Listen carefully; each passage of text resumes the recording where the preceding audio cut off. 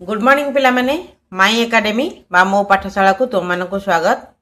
आज आम पंचम श्रेणी विज्ञान पाठ 3 जोटा कि अच्छी तुम खाद्यर रहस्य से पढ़ा। तेरे मु रीडिंग करछि प्रत्येक पेज पढ़ी आ तुम मान को बुझेदेवी। जदि तुम मैंने चैनल प्रथम तेरे चैनल टी सब्सक्राइब कर दियो। आज जदि मोर भिडियोटी तुम मानक भल लगे मोर पाठ पढ़ाटी तुम मानक भल लगे तेरे भिडियोटी को लाइक आ शेयर करदेव। तुम सांग मान सहित समस्त सांग मान सहित भिडियोटी को शेयर करदेव। तुमको एक गोटे रिक्वेस्ट रहा भिडियोटी को जदि तुम मैंने देखुव ताल निश्चित भाव में चैनल टी सब्सक्राइब करदेव आ भिडियोटी को शेयर करदेव। एथिरे तुमर मानकर ही बहुत फायदा। चैनल टी सब्सक्राइब करने द्वारा मुझे तुम मानक केवल पाठ पढ़ा नुहे पाठ पढ़ा व्यतीत विभिन्न प्रकार शिक्षण जिनस विषय में तुम मानक जनइबी। तेरे चल पाठ आरंभ करवा। कौन देइतला खाद्यर रहस्य। नष्ट होइथिबा खाद्य टिफिन बाक्स रे रही जाइथिबा खाद्य। एहा एक खरा दिनर सोमवार सकाळ थिला। एक कौतूहली झियो दिशा सबु बेले ता चतुर्पार्श्वरे थिबा जिनिस गुडी को अनुसंधान करने को आग्रह प्रकाश करे। गत शुक्रवार दिन विद्यालय रे छाड़ी जाइथिबा जलखिया बाक्सटी से पाइला। 3 दिन पूर्वरु सेथिरे रही जाइथिबा प्रिय खाद्य पाउरुटी कथा तार मने पड़ला। जेतेबेले से बाक्सटी खोलिला सेथुरे एक दुर्गंध बाहरला। तार स्वादिष्ट पाउरुटी रे मध्य किछि रंगीन दाग थिला। से आश्चर्य होई कहला मो पाउरुटी रो कोन हला। एहा दिशा पई खूब रहस्यमय थिला। एहार कारण कौन खोजिबा को दिशा आग्रह प्रकाश कला। अनुसंधानी दिशा वर्तमान ता चतुर्पार्श्वर दुनियार रहस्य गुडी को समाधान करने को प्रस्तुत है। खाद्य आम जीवन रे एक गुरुत्वपूर्ण अंश। दिशा खाद्य विषय रे अनुसंधान आरंभ कला। एई पेज रे तुमर कौन देला ना दिशा बोली गोटे पिला अछि जे कि स्कूल जाइथिला शुक्रवार दिन तार टिफिन छाड़ दे आछि। टिफिन नैथिला कौन ना तार पाउरुटी नैथिला किंतु तादर किछि खाइछि आ किछि छाड़ दे के आसीछि। से टिफिन आनिया पई भूली जाइछि। तेणु जेतेबेले सोमवार दिन पुणी स्कूल को जाइछि से दिन देखला तार टिफिन रे थुआ आइछि। से तो अधा खाइतिला कहला देखला को टिफिन टा खोली देखला तादर गंध बाहरछि। कहला ए मो टिफिन कौन हैला मो पाउरुटी कौन हैला एमती कौन देखा जाउछि एमती कौन गंध होउछि काई के एमती हैला सेटा जानिबा पई का से चिंता कला जे खाद्य कहीं गंधेब कहीं विभिन्न प्रकार कलर सब रंग सब देखा तार आकृति तार रंग सब कहीं परिवर्तन हम से विषय जानिबा पाइका से चिंता कला। विभिन्न माने गुरुजन मानकू बा तांकर टीचर मानकू कि काहा कौन पचारि चल तार परवर्ती पेज रे आमे ताकू देखिबा। बुझि पारला। परवर्ती पेज रे कौन देइछि रहस्य 1 मो पाउरुटी कौन पाई नष्ट हैला। घरे पहुंचवा मात्रे दिशा अष्टम श्रेणी रे पढ़ुथिबा तार बड़ भाई आदित्य पाखकू दौड़ी गला एवं पचारला भाई पाउरुटी रे रंगीन दाग गुड़िक कौन यह दुर्गंध होउछि काहेकि। भाई हसी करी चाहिए और कहले से गुड़िक फिंपी एई क्षुद्र जीव मानकू अणुजीव कहा जाए जेउ गुड़िक तार तोर खाद्य रे वृद्धि होई खाद्य को एपरी परिवर्तन करछंती। से कौन कला ना घरे पहुंचला पर सांगे सांगे तार गोटे बड़ भाई थिला जे कि अष्टम रे पढ़ुथिला। से ता पाखु दौड़ीगला कहला भाई देखलु मु टिफिन छाड़ी के आसली स्कूल रे आउ पाउरुटी नैथिली खाया पई का अधा खाइथिली आ अधा रखी देइथिली आ देखलु केमती गंध होउची आ पाउरुटी केमती बदली जाइची ता रंग रूप केमती बदली जाइची एमती काई खेला। ता भाई तो टिके अष्टम जेतु से जानि सारथला कारणटा कोन से ताको छोटू बुझेई देला। देखे एगुडी कहउची फिंपी एई जो अणुजीव छोट छोट अणुजीव आखि के देखा जांतिनी किंतु से माने खाद्य को नष्ट कर दियंती आ खाद्य रे एई जो परिवर्तन तू देखुचु तार रंग तार विभिन्न दाग सब हेई जाइछि बोली कहूचु एगुडा को से फिंपी पाई का ही हेइछि। दिशा पुणी प्रश्न कला अणुजीव सेगुडी को कोन क्षुद्र उकुणी परी अणुजीव माने जो उकुणी मुंडरे होय सेमते साइछि तांकर। भाई कहला आउरी क्षुद्र सेमान आम चारि पाखरे सबुआडे अछंती मात्र एते क्षुद्र जे सेमान को देखिबा पई तुमको अणुवीक्षण यंत्र व्यवहार करिया पड़िबो। सेमाने विभिन्न जिनिस उपरे बढ़ी थांती और सेतिरे परिवर्तन आनी थांती किंतु अणुजीव आमको दही प्रस्तुत करिबारे एवं किछि आमर खाद्य हजम करिबारे मध्ये सहाय्य करंती। दिशार बड़ भाई कौन कहला ना दिशा तो पचारला जे अणुजीव कहले कोन उकुड़ी भलिया ता साइज कोन उकुड़ी भलिया। ता भाई कहला नाई नाई अरे उकुणी भलिया नुह ताठू आउरी छोट सेटा खाली आखिरे देखा जीवनी। अणुजीव मानक देखिया कहले अणुवीक्षण यंत्र दरकार ତେଣୁ ଅଣୁବୀକ୍ଷଣ ଯନ୍ତ୍ର ସାହାଯ୍ୟରେ ଆମେ ସେ ଅଣୁ ମାନଙ୍କୁ ଦେଖିପାରିବା, ଅଣୁଜୀବ ମାନଙ୍କୁ ଦେଖିପାରିବା। କିନ୍ତୁ ସେଇ ଅଣୁଜୀବ ମାନେ ଯେଉଁମାନେ ଖାଦ୍ୟ ନଷ୍ଟ କରୁଛନ୍ତି ସେଇମାନଙ୍କ ଭିତରୁ କିଛିଟା ଅଣୁଜୀବ ଯିଏକି ଆମକୁ ଦହି ପ୍ରସ୍ତୁତ କରିବାରେ ସାହାଯ୍ୟ କରନ୍ତି। ଆମକୁ ଯୋଉ ଦହି ଖରାଦିନେ ଦହି ସର୍ବତ ହେଲା, ବହୁତ ଲୋକ ଅଛନ୍ତି ଦହି ଖାଇବା ପାଇଁ ପସନ୍ଦ କରନ୍ତି। ପ୍ରାୟତଃ 90%ରୁ ଏଭବ କି ସବୁ ଲୋକମାନେ ପ୍ରାୟତଃ ଦହି ଖାଇବା ପାଇଁକା ପସନ୍ଦ କରନ୍ତି। ଏମିତି ଖୁବ୍ କମ୍ ଲୋକ ଥିବେ ଯାହାକୁ ଦହି ପସନ୍ଦ ନୁହେଁ। ତେଣୁ ଦହି ପ୍ରସ୍ତୁତ କରିବାରେ ଆମକୁ ଏଇ ଅଣୁଜୀବ ମାନେ ସାହାଯ୍ୟ କରିଥାନ୍ତି। ଆଉ କେତେକ ଅଣୁଜୀବ ଅଛନ୍ତି ଯେଉଁମାନେ ଆମକୁ ଖାଦ୍ୟ ହଜମ କରିବାରେ ସାହାଯ୍ୟ କରିଥାନ୍ତି। ସେମାନେ ପାଉଁରୁଟି ଏବଂ ଅନ୍ୟାନ୍ୟ ଖାଦ୍ୟ ସାମଗ୍ରୀର ସ୍ୱାଦ ଓ ବାସ୍ନା ପରିବର୍ତ୍ତନ କରିଦିଅନ୍ତି। এই ଅଣୁଜୀବ ମାନେ ଏଇ ଯୋଉ ଖାଦ୍ୟ ସାମଗ୍ରୀରେ ନଷ୍ଟ କରିଦିଅନ୍ତି, ସେମାନେ ତାକୁ ତାର ବାସ୍ନା ବି ପରିବର୍ତ୍ତନ କରିଦିଅନ୍ତି। ଯୋଉଟା କି ତତେ ପାଉଁରୁଟିଟା ତୁ ଯୋଉଦିନ ନେଇଥିଲୁ ସେଦିନ ତ ବାସ୍ନା ହଉଥିଲା, ଆଜି ଟିଫିନ ଖୋଲିଲା ବେଳକୁ ଦୁର୍ଗନ୍ଧ ହଉଛି। ତାମାନେ ତାର ବାସ୍ନାର ବି ସେ ପରିବର୍ତ୍ତନ କରିଦେଇଛନ୍ତି। ଆଉ ସ୍ୱାଦ, ସେଦିନ ପାଉଁରୁଟିଟା ଯୋଉ ଖାଇଥିଲୁ ଯୋଉ ଟେଷ୍ଟ ଥିଲା ଆଜି ତ ଖାଇ ହିଁ ହବନି, ତ ତା ସ୍ୱାଦ ବି ବଦଳି ଦେଇଛନ୍ତି। ଆମେ ଏଇକୁ ଫିମ୍ପିକୁ ଦେଖିପାରୁଛୁ ଯେହେତୁ ଏହା ହଜାର ହଜାର ଫିମ୍ପି ମାନଙ୍କର ଏକ ଦଳ ବା କଲୋନୀକୁ ନେଇ ଗଠିତ ହୋଇଛି। ତା ଭାଇ କଣ କହିଲା ନା ଏଇ ଯୋଉ ଦେଖୁଛୁ ତୁ ଏଇ ଯୋଉ ଆକୃତି ମାନେ ପାଉରୁଟିର ତୋର ଏମିତି ସବୁ ରୂପ ବଦଳି ଯାଇଛି, ବାସ୍ନା ବଦଳି ଯାଇଛି, ଆଉ ତାକୁ ତୁ ଆଖିରେ ଦେଖିପାରୁଛୁ। ତୁ ମତେ କହିଲୁ ଏଠି ନାଲି ନାଲି ସବୁ କଣ ନେଳିଆ ନେଳିଆ ସବୁ ଏଗୁଡା ସବୁ ରଙ୍ଗ ସବୁ କଣ ଦାଗ ହେଇଯାଇଛି, ଏଗୁଡାକ ଆମେ କାହିଁକି ଖାଲି ଆଖିରେ ଦେଖିପାରୁଛୁ? ଆଗରୁ ତ ତା ଭାଇ କହିଲା ଯେ ଏଗୁଡାକ ଆଖିରେ ଦେଖାଯିବନି, ଅଣୁବୀକ୍ଷଣ ଯନ୍ତ୍ର ଦରକାର। ପୁଣି ଏବେ କହୁଛି ଏଗୁଡିକ ଖାଲି ଆଖିରେ ଦେଖାଯାଉଛି। କାରଣ ବି ସେ କହୁଛି ଯେ କାରଣ ଏଗୁଡିକ ବହୁ ପରିମାଣ ହଜାର ହଜାର ଅଣୁଜୀବ ଗୋଟିଏ ଜାଗାରେ ରହିଛନ୍ତି, ଦଳ ହେଇଥିବାରୁ ବା କଲୋନୀ ହେଇଥିବାରୁ ଆମେ ତାକୁ ଦେଖିପାରୁଛୁ। ଦିଶା ବଡ ବଡ ଆଖି କରି କୌତୁହଳରେ ଚାହିଁଲା। ସେ ସଙ୍ଗେ ସଙ୍ଗେ ତାର ଖାତାରେ ଏଗୁଡିକ ଲେଖିନେଲା। ଭାଇ ଯାହା ଯାହା ସବୁ କହିଲା ବୁଝେଇଲା ସେ କଣ କଲା ସାଙ୍ଗେ ସାଙ୍ଗେ ତା ଖାତାରେ ତାକୁ ସବୁ ଲେଖିନେଲା। କାରଣ ସେ ଗୋଟେ ଅନୁସନ୍ଧାନ ମାନେ ଜାଣିବାକୁ ଇଚ୍ଛା ଥିବା ପିଲାଟି, ସବୁ ବିଷୟରେ ଗୋଟେ ରିସର୍ଚ୍ଚ କରିବା, ରିସର୍ଚ୍ଚ ମାଇଣ୍ଡ ତାର। ତେଣୁ ସିଏ କଣ କଲା, ଭାଇ ଯାହା ଯାହା ସବୁ କହିଲା ଏଗୁଡା ତ ସେ ଜାଣିନଥିଲା। ତେଣୁ ସେ ଯେତେବେଳେ ଜାଣିଲା ଏସବୁ ଜିନିଷ ସେ ଯୋଉ ତାକୁ କାଳେ ଭୁଲିଯିବ, ତେଣୁ ସେ ତାକୁ ଖାତାରେ ଲେଖିନେଲା। ତା ପରବର୍ତ୍ତୀ ପେଜରେ କଣ ଦେଇଛି ଚାଲ ଦେଖିବା।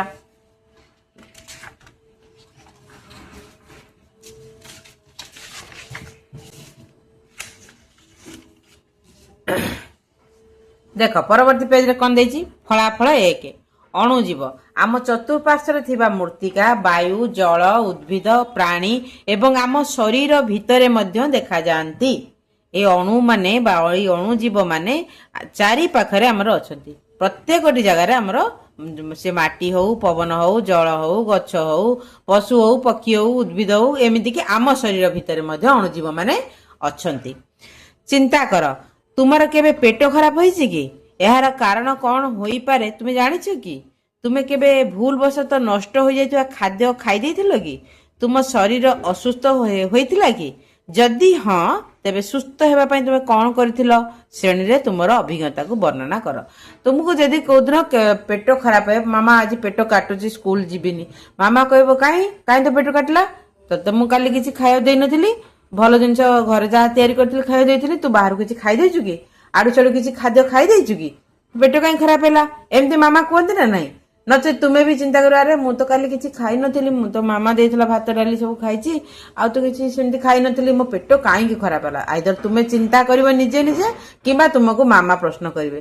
ନାଇଁ ତ ତୁମେ ଯେତେବେଳେ ଦେହ ଖରାପ ହେଲା ଡାକ୍ତରଖାନାକୁ ଯିବ, ଡାକ୍ତର ମାନେ ମଧ୍ୟ ଏଇ ପ୍ରଶ୍ନ ପଚାରିବେ, ତୁମେ କାଲି କଣ ଖାଇଥିଲ, କେତେବେଳେ ଖାଇଥିଲ, କେତେ ପରିମାଣର ଖାଇଥିଲ, ପାଣି ପିଇଥିଲ କି ନାହିଁ, ତାପରେ କଣ ଖାଇଥିଲ, ଇତ୍ୟାଦି ଇତ୍ୟାଦି ପ୍ରଶ୍ନ ଡାକ୍ତର ମାନେ ମଧ୍ୟ ପଚାରିବେ, ହଁ ନା ନାଇଁ?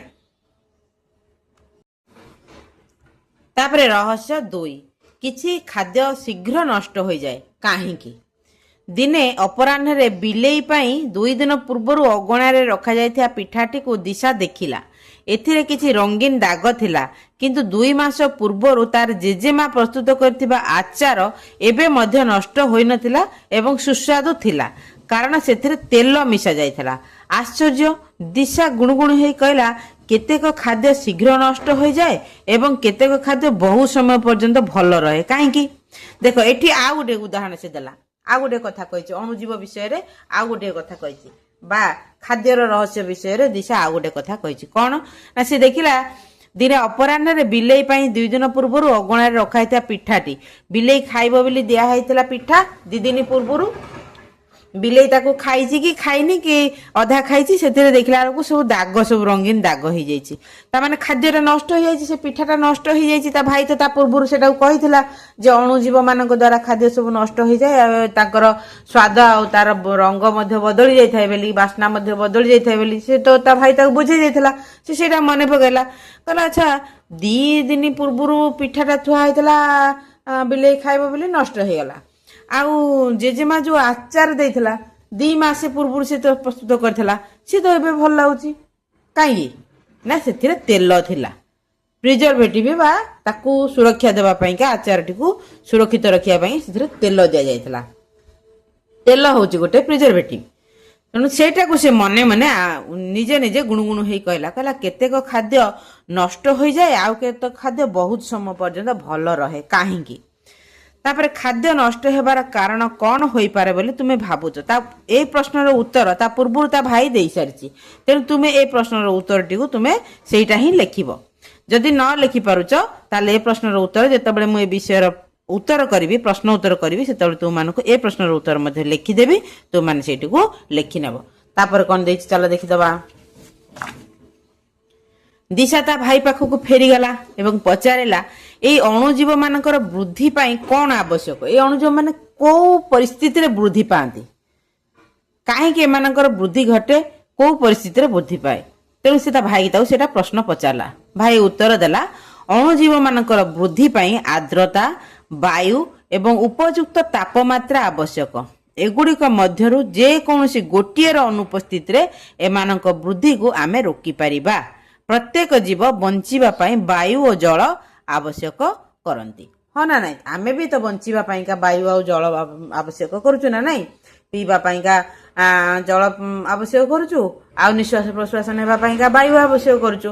ଆମକୁ ଯଦି କିଛି ଗୋଟେ ସେକେଣ୍ଡ ପର୍ଯ୍ୟନ୍ତ ନାକ ଆମର କିଏ ବନ୍ଦ କରିଦିଏ, ମରିଯିବାନି?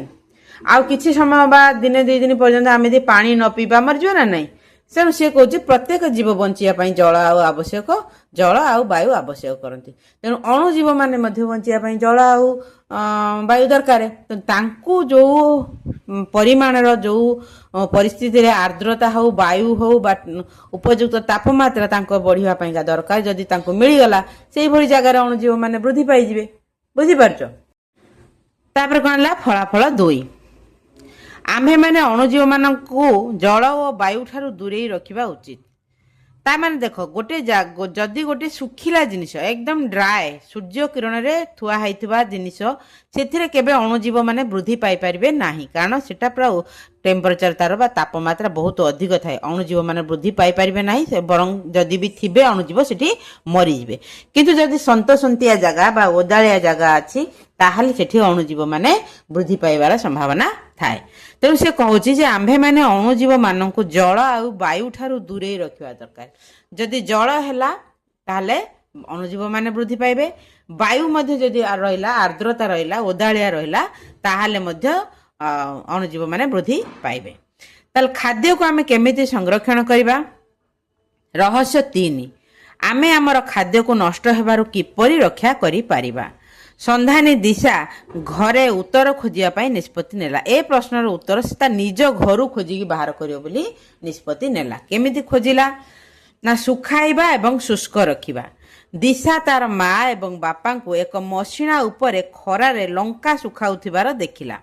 ସେ ପଚାରିଲା, ମା, ତୁମେ ଏଗୁଡ଼ିକୁ କାହିଁକି ଶୁଖାଉଛ? ମା ଉତ୍ତର ଦେଲେ, ଲଙ୍କା ଗୁଣ୍ଡ ପ୍ରସ୍ତୁତ କରିବା ପାଇଁ। ଏହା 1 ବର୍ଷ ରହିବ। ମାନେ 1 ବର୍ଷ ରହିବା ପାଇଁକା ମା ଲଙ୍କା ଗୁଣ୍ଡ ପ୍ରସ୍ତୁତ କରିବେ ବୋଲି ଲଙ୍କାକୁ ଶୁଖଉଛନ୍ତି। ତେଣୁ ସେ ପଚାର, ଶୁଖେଇବା କଣ ଦରକାର? ସେମିତି ତ ଲଙ୍କାକୁ ଗୁଣ୍ଡ କରିଦେଲେ ଗୁଣ୍ଡ ହେଇଯିବ। କିନ୍ତୁ ନା, ଯଦି ଆମେ ସେମିତି ଲଙ୍କାକୁ ଗୁଣ୍ଡ କରିଦେବା ତାହେଲେ ସେଟା ଅଳ୍ପ ଦିନ ଭିତରେ ନଷ୍ଟ ହେଇଯିବ, କାରଣ ସେଟା ସନ୍ତସନ୍ତିଆ ରହିଲା ବା ଓଦାଳିଆ ରହିଲା।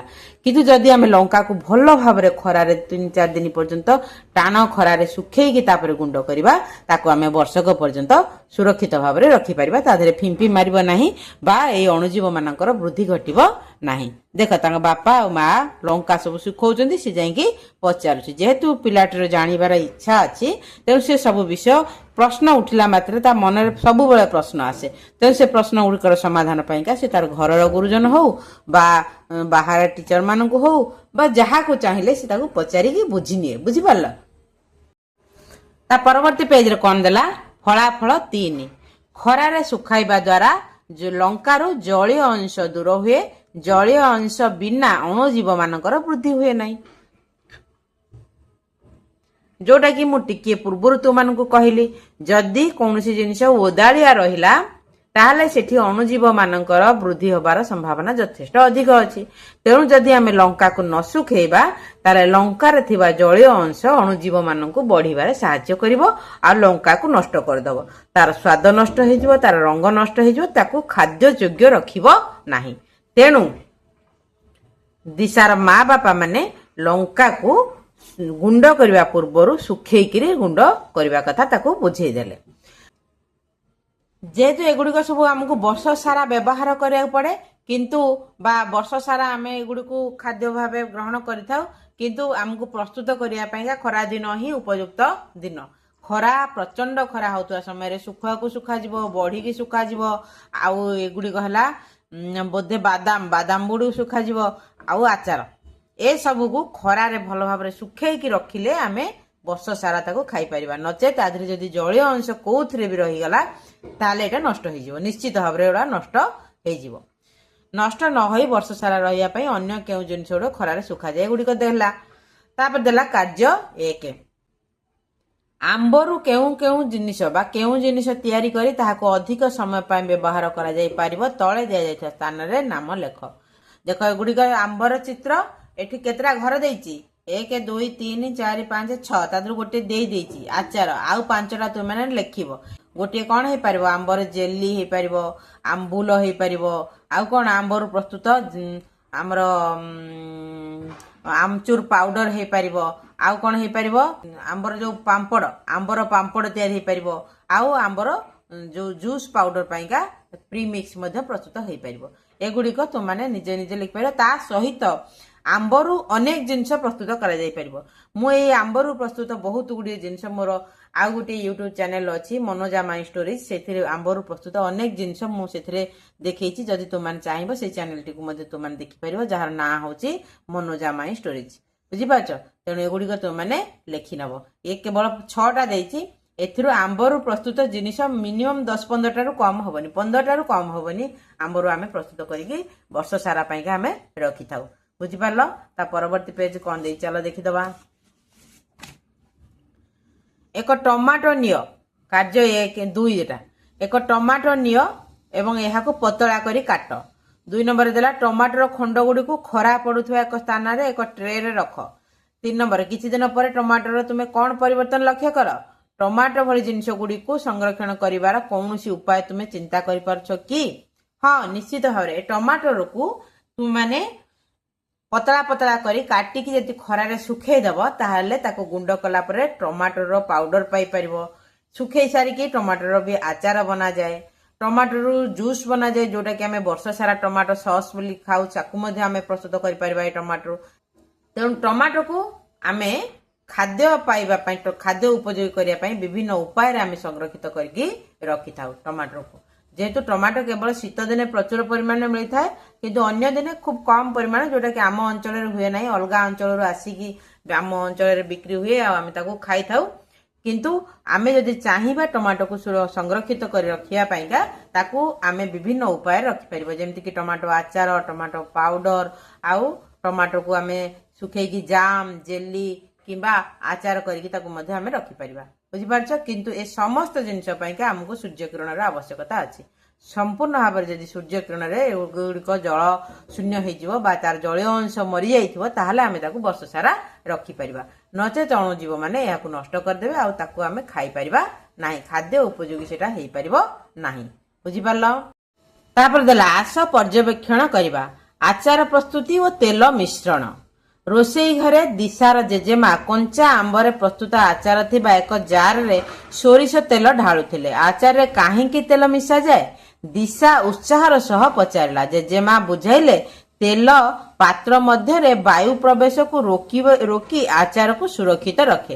ଆଚ୍ଛା, ଆଚାର ଯୋଉ ପ୍ରସ୍ତୁତ ହୁଏ ସେଥିରେ ପ୍ରିଜର୍ଭେଟିଭ ବିଭିନ୍ନ ପ୍ରକାର ଦିଆଯାଇଥାଏ, ଯେମିତିକି ତେଲ, ଲୁଣ, ଚିନି, ଏଗୁଡିକ ସବୁ ବିଭିନ୍ନ ପ୍ରକାର ପ୍ରିଜର୍ଭେଟିଭ, କିନ୍ତୁ ସବୁଠାରୁ ଭଲ ପ୍ରିଜର୍ଭେଟିଭ ହଉଛି ତେଲ। कारण चीनी रू भी किसी अनुसार पानी बाहर आउ चीनीटा को पुणी से सब खरार दबा पड़ो किंतु तुम्हें जदि कंचा आंबर भी तेल अधिक परिमाण देकी आचार प्रस्तुत करा जाए ताहले कंचा आंब मध्य से भली भाव में सुरक्षित होगी रहिबो वर्ष सारा बुझिपारछ। तेणु से माँ जेजेमा कहले जे जो जार रे मु रखुची आचार को से जार भितर को वायु प्रवेश करि परिबनि जदि वायु प्रवेश करि न पारिबो बा एयर टाइट हेकी रहइबो ताहाले तादुको आ अणुजीव प्रवेश करि परिबे नाही। तेणु तेल पात्र मध्य वायु प्रवेश को रोकिकी आचार को सुरक्षित रखे। तेणु मु आचार रे तेल ढाळुची। तापर फलाफल 4 तेल वायु प्रवेश को रोकी अणुजीवों वृद्धि को नियंत्रण करिथाए। रिजल्ट होची तुम एई सेंटेंस गुडी को मन रखियो जोडा फलाफल देइची से गुडी को तुम माने मन रखियो एगुडी को परीक्षा रे पडिबो प्रश्न भाव रे पडी पारे शून्य स्थान भाव रे पडी पारे तेणु तुम एगुडी को मन रखियो बुझि पारलो। तापर आलोचना जदि तेल मिसा जाई नथांता तेबे एई आचार कोन हेतांता सीधा सीधा कथा आचार नष्ट हो जाइथांता। शीतलीकरण परदिन सकाळे दिशा फ्रिज खोलला क्षीर पनीपरिबा लहुणी एवं एक केक एहा भितरे रखा जाइथला। फ्रिज तापमात्रा को कमाई अत्यधिक ठंडा कर दिए जहा अणुजीव मानकर वृद्धि को रोकी थाए बोली बापा बुझे देले। अच्छा आमे तो कहले जे तापमात्रा बढ़ी गले अणुजीव माने वृद्धि पाई पारंती नाही मरी जांती ताले एठी ठीक तार ओलटा तापमात्रा बढ़ी गले जेमती अणुजीव माने वृद्धि पाई पारंती तापमात्रा बहुत परिमाण में कमी गले मध्य सेठी अणुजीव माने बंची पारंती नाही बा बढ़ी पारंती नाही जेमिति कि फ्रिज बा आमे जो अंचल रे सब बरफ पडुची जो हमरो बरफांचल बा बरफवृत अंचल हमरो उत्तर दिगरे भारतर उत्तर दिगरे हिमालय पर्वत अंचल रे सेठी लोक मानक घरे फ्रिज नाही काहे कि ना तांकर नेचुरल फ्रिज माने तांको क्लाइमेटा तांको जलवायुटा एते ठंडा जे सेठी कौनसी प्रकार अणुजीव सृष्टि ही हेई परिबे नाही जहा द्वारा कि तांको खाद्य नष्ट हुए नाही से माने बिना फ्रिज रे तांकर खाद्य सुरक्षित रखि थांती। तेनु अणुजीव माने वृद्धि पाइबा पाइका अत्यधिक ठंडा हेले वृद्धि पाई परिबे नाही किंबा अत्यधिक गरम हेले मध्य अणुजीव माने वृद्धि पाइबे पारिबे नाही। सेथि पई गोटे वर्ड देहला आर्द्रता माने ओदालिया अधिक गरम नुह कि अधिक ठंडा नुह ओदालिया अवस्था जदि कौनसी जिनिस को आमे रखिदेले सेटा अधिक समय रहिबनी सेटा नष्ट हो जिवो सेठी अणुजीव माने सृष्टि हेबे बुझि पारलो। ता परवर्ती पेज कोन देछि चलो देखि दबा। ता परवर्ती पेज रे कोन देछि फलाफल 5 तापमात्रा ह्रास अणुजीव मानकर वृद्धि को नियंत्रण करे। तापमात्रा वृद्धि अणुजीव मानक वृद्धि को नियंत्रण करे तापमात्रा ह्रास मध्य अणुजीव मानक वृद्धि को नियंत्रण करे। तुम्हें फलाफल जो गुडी को देछि से गुडी को मन रखियो बारंबार तुम कहूची। तापदला तुम्हें जानिछ कि ठंडा रखिया पाई माटी पात्र आमे माने जल को ठंडा रखिया पाई माटी पात्र बा माठिया व्यवहार करू। निश्चित भाव आगुरु जेतेबेले फ्रिज नथिला सेतेबेले लोक माने माठिया रे ही तो पानी रखुथिले आ एबे भी लोक माने माठिया रे पानी रखुचंती जदियो सेतेबेले माठिया मागणा मिलुथला बा खूब कम पैसा रे मिलुथला एबे माठिया रे रेट भी बहुत बढ़ी गलानी। तो लोक माने बहुत धनी घरर लोक माने मध्य माठिया पानी पीबा पाई का बेसी आग्रह प्रकाश करूचंती कारण से माने जानिचंती बा जानि सारलेनी जे माटीर तयारी पात्र रे खाद्य खाइबा बा पानी पीबा केते सुरक्षित शरीर पाई बुझि पारलो। तापर कौन देला लहुणी को काहेकि फ्रिज रे रखिबा आवश्यक होइता है किंतु घिओ को सेतिरे रखा जाए नाही काहेकि देखो लहुणी रे जलीय अंश अधिक थाए लहुणी सुखा अधिक अत्यधिक खरा रे सुखी न थाए तेणु लहुणी जेहेतु आमर ओदालिया थाए आर्द्रता थाए सेथिपाइका लहुणी को फ्रिज रे रखा जाए थाए नले अणुजीव मान ताकू नष्ट कर देबे किंतु घिओ घिओ तो निजे सुरक्षित ना तेणु तादेरे तो अणुजीव मान प्रवेश ही करि परिबे नाही वायु प्रवेश करि परिबे नाही बा अणुजीव मान सृष्टि हेई परिबे नाही तेणु घिओ को किंतु पदारे रखा जाए। सूचना घरे किपरि लहुणी और घिओ प्रस्तुत हुए पचारि बुझ। खाद्य संरक्षण करिवार अनेक उपाय अछि। दिशार जेजेबापा ताकू कहिथिले जे सेमाने खाद्य को अनेक दिन पर्यंत सुरक्षित करि रखिया पई लूण चीनी और गोलमरीच इत्यादि व्यवहार करुथिले। आमे माने आजि मध्ये ए प्रणाली को व्यवहार करूछु। ए जो सब देला प्रिजर्वेटिव मु तुम मानक पूर्वरु कहली तेल लूण चीनी ये सब होउची गोटे गोटे प्रिजर्वेटिव बा सुरक्षित खाद्य को सुरक्षित रखिया पई गोटे गोटे माध्यम से गुडी को व्यवहार करा जाए खाद्य को सुरक्षा दबा पाइगा। तेणु तांको जेजेबापा कहले दिशार जेजेबापा कहले आमे तो छोट थिलु आम पिला दिने आमे मध्य खाद्य को सुरक्षित रखिया पाइका लुण चीनी आ गोलमरिच रा कोठी पर जानि परछो गोलमरिच सब चाउल हला किंबा कोनसी गुंड जातीय जिनस रे मध्य गोलमरिचटा को सुजी फुजी किंबा अटा ए सब को सुरक्षा देवा पाइका मध्य गोलमरिच व्यवहार करा जाय गोलमरिच जो स्ट्रांग बास्ना सेथिरे अणुजीव माने सृष्टि ही पारंतिनी एठी देख लहुणी को गरम करा जाय लहुणी रु जल को अलगा करा जाए जल बाष्पीभूत हुए तापरे घी हुए लहुणी रु घी केमती हुए तुम देखिथो लहुणीटा प्रथम कोडू आसे ना क्षीर सर रु सब लहुणी रखी था क्षीर को गरम कर सारा पर बा क्षीर को फ्रिज भीतर भी रखीदे ता ऊपर गोटे परस्त बहल बसी जाए सेटा को काढ़ी काढ़ी काढ़ी काढ़ी माँ मैंने सब रखी था फ्रिज रे जिते दरकार हुए से फ्रिज रु काढ़ी घी मारती तले गरम करती गरम होगा सेटा तले जाए जल गुड़ा बाष्प हो जाए आउ लहुणी सब घी प्रस्तुत हो जाए यही भाव में घी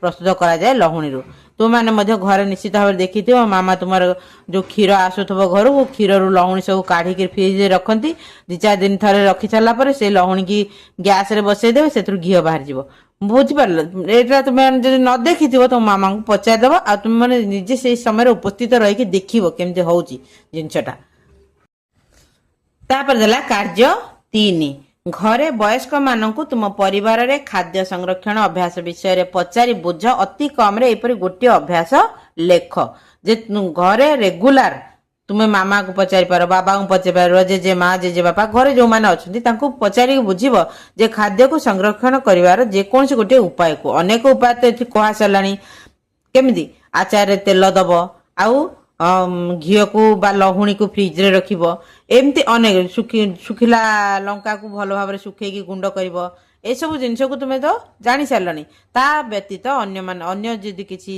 थाए ताल तुमे घरे पचारि के एठी जुआडू गोटे लिखिबो तेबे तुमर ए जो विषयटीर खाद्यर रहस्य आज पई तुम माने एतिके हमें क्लास रे पढ़िबा आउ परवर्ती जो रहिला रेस्ट पेज गुड़िक ताको आ गोटे क्लास रे हम पढ़िबा तेरे एपर्यंत जी तुम मान पढ़े देली आशा कर तुम मैंने बुझी पार्थिव बोली आउ जदि बुझी पार्थिव ताले वीडियोटी को निश्चित भाव में लाइक आउ शेयर करने को भूलबनी आ चैनल टी को सब्सक्राइब करने को भूलबनी आउ एक वीडियो रे तुम मानक पईगा पुणी आउ किछि रहस्यमय बा आउ किछि नुआ नुआ कथा किछि मजेदार कथा सहित तुम मान सहित देखा हबो से पर्यंत सुस्थ रुह सुरक्षित रुह आ सबुठारु बड़ कथा हला प्रकृति को बंचई रखिबारे निजर अवदान दियो रहुछि गॉड ब्लेस यू।